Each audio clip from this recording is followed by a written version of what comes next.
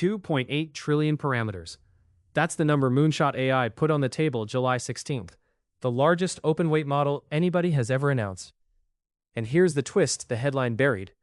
As of the next morning, you couldn't actually download a single weight of it. So it's the biggest open model in history, and it isn't open yet. That's exactly the gap. The independent evaluators, artificial analysis, looked at what you can actually reach today and labeled the service proprietary. Full weights are promised July 27th. Everything hangs on that date. Start with who Moonshot even is. This isn't a household name in the States. Beijing startup, backed by Alibaba, valued around $4.3 billion after a December 2025 round.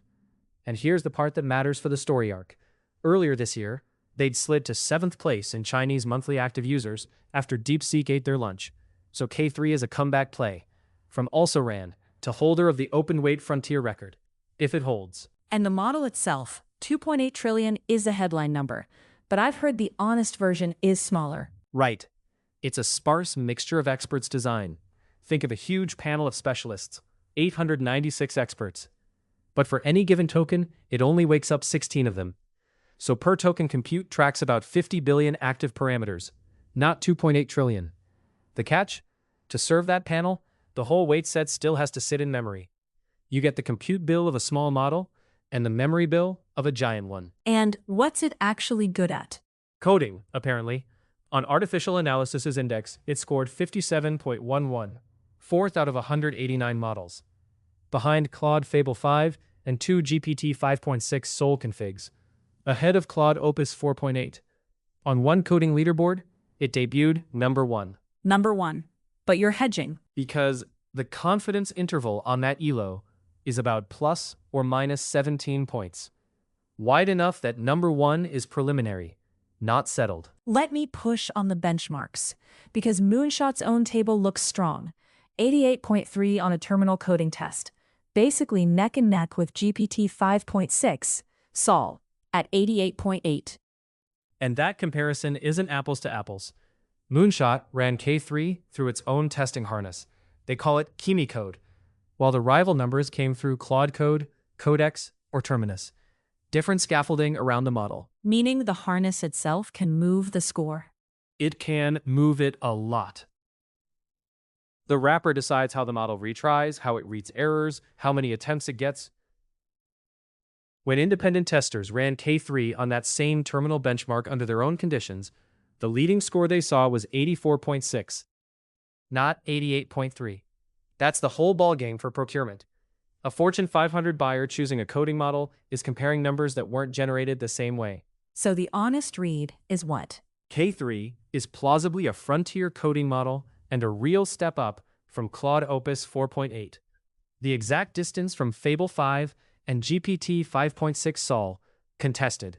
And it stays contested until somebody reproduces it under a common harness. Here's what I didn't expect.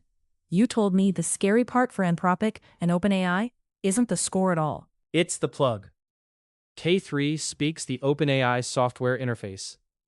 If your engineering team already routes calls to OpenAI or Anthropic, swapping K3 in is close to changing one line. Near zero migration cost. The record makes the analogy to Amazon's cloud building storage that spoke the same language as the incumbents. Once switching is free, the moat stops being, can you migrate, and becomes, is it actually better? And Anthropic's whole enterprise argument has been integration depth, sticky, because ripping it out is painful. And that pain just dropped towards zero for any account where coding performance is the main reason they're paying. That's why the playbook on the table for both labs is defensive contracts. Lock Fortune 500 accounts into 18, 24-month agreements before July 27th. Before self-hosting or community fine-tunes shift the leaderboard story. The pricing tells you the pressure. K3's API runs $3 in, $15 out per million tokens. They're trying to sign the ink before the weights land. Because the weights change the math permanently.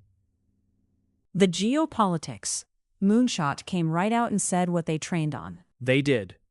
Export-grade NVIDIA silicon plus an unnamed alternative GPU vendor. That's a candid admission. They built a frontier model under U.S. export controls, and it cuts against the control's own goal. The policy successfully kept the top-tier NVIDIA chips out, and in doing so, the read from the record is it created demand for a domestic Chinese GPU that's now demonstrably capable of training at this scale. So, the control worked on paper and backfired in practice. That's the concern in Washington. Moonshot also claims roughly 2.5 times the scaling efficiency of their previous model. If that gain is architectural rather than just more compute, then hardware limits matter less. You engineer around them. The policy question on the table for the Commerce Department is whether chip-by-chip controls even address that. Axios reported on the 16th that K3 is fueling alarm in Silicon Valley and Washington. The unnamed vendor is the tell. It's the specific gap. Unilateral U.S. controls don't touch a supply chain that routes around them, which is why the option floated is multilateral coordination with the EU, Japan, the Netherlands, South Korea. Who else wakes up to this? Fastest movers first. Moonshot itself. This is the comeback. 7th place to frontier record holder overnight, if the launch holds. DeepSeek and the other Chinese labs, Z.AI, Minimax, K3 landed in a crowded week of Chinese open-weight releases, and shares in Hong Kong-listed Z.AI and Minimax fell. The competition got punished for someone else's launch. NVIDIA. The disclosure confirms export-controlled NVIDIA hardware is still central to Chinese frontier training, which cuts both ways for them. Inference cloud providers, Together, Fireworks, Replicate, Grok. That 64 accelerator requirement makes rent the inference their business. They become the front door. The open-source tooling crowd, Llama.cpp, VLLM, Ollama, K3's new attention mechanism and quantization formats mean their frameworks need real engineering work before this runs anywhere. Cloud hyperscalers, AWS, Google, Azure, the only realistic self-hosting path for enterprises who won't buy their own supernode. And the ones directly in the crosshairs. Meta's Llama program, displaced as the open-weight frontier brand, but with an opening. Every team that wants open weights and can't provision a supernode stays in Llama's market, and that's most developers. And Hugging Face, the expected home for the weights on July 27th, which puts them at the center of the largest open weight drop ever. Enterprise buyers rounded out. Cheap tokens plus drop-in compatibility means they can benchmark K3 against their current stack for almost nothing. The honest gaps. The big one. Open has layers. Weights, training data, the recipe, the commercial license. None of that can be judged until the release actually appears, and the license terms are unread. We don't know how restrictive it is. We don't have an independent technical report. And the benchmark distance from the top two models is unresolved because nobody's reproduced it under matched conditions. The record is clear that today's comparisons are inconclusive by construction. What tells us which way this breaks? July 27th. First, does a checkpoint actually land on Hugging Face with a license and a technical report? Then, within days, independent reproduction of those coding scores under a common harness. The gap narrows or widens fast.